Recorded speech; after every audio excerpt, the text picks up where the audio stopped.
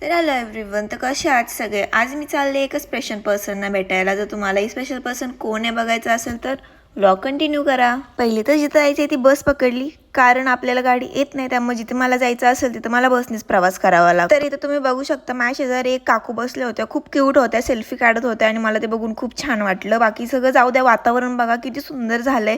असं वाटतही नव्हतं की मी बसने ट्रॅव्हल करते, असं वाटतं की मी स्पेशल कुठेतरी फिरायला चालले.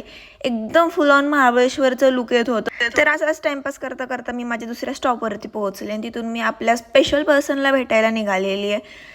तर मी पाय बाहेर काढून बसले होते, त्यामुळे जे ड्रायव्हर काका होते ते मला बोलत होते पाय आतमध्ये घेऊन बस बाई, नाही तर बाहेर जाशील, तोंडावरती पडशील, असे बोलत होते. तर मी पाय आतमध्ये घेतला. तर मी कुठलं काम करायला घेतलंय नाही आजपर्यंत, ते व्यवस्थित पूर्ण झालंय. आजपर्यंत असं कधी झालंच नाही. आता मी जशी पोहोचले तसं बघू शकता पाऊस यायला चालू झाला. इतक्या वेळ येत नव्हता आणि लगेच मी आली की पाऊस यायला चालू झाला.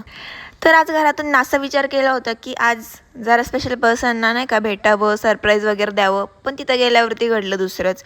कारण मॅडमनी जे ती रूम चेंज केलेली होती, त्यामुळे तिथं जाऊनही काही फायदा झाला नाही. त्यांनाच कॉल करावा लागला की मॅडम या आम्हाला न्यायला, आणि त्या मला तिकडे रोडच्या पलीकडच्या साईडला शोधत होती आणि मी या साईडला शोधत होते, त्यामुळे आम्हाला ते कितीतरी उशीर ती सापडलीच नाही.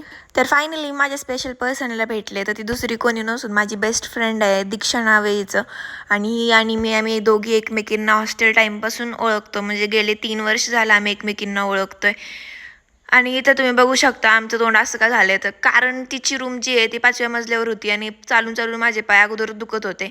गेलं गेलं कळलं की मॅडम आमच्यासाठी काहीतरी खाणं बनवतात, स्पेशल डिश बनवतात. मग तर भारी, म्हटलं मूड तर ठीक झाला माझा बघून. तर त्याच्यानंतर आम्ही जेवण वगैरे करून घेतलं, कारण खूप भूक लागली होती. जेवण पण खूप छान झालं होतं आणि डायरेक्ट मॅडमने मला जेवण झालं कामाला लावलं. ते कसं तर पुढं बघा आता. देखो गाईज, बघा मी हिला भेटायला आली आणि मला भांडी घासायला लावलेत आणि ही पोरगी इथं बसली बघा.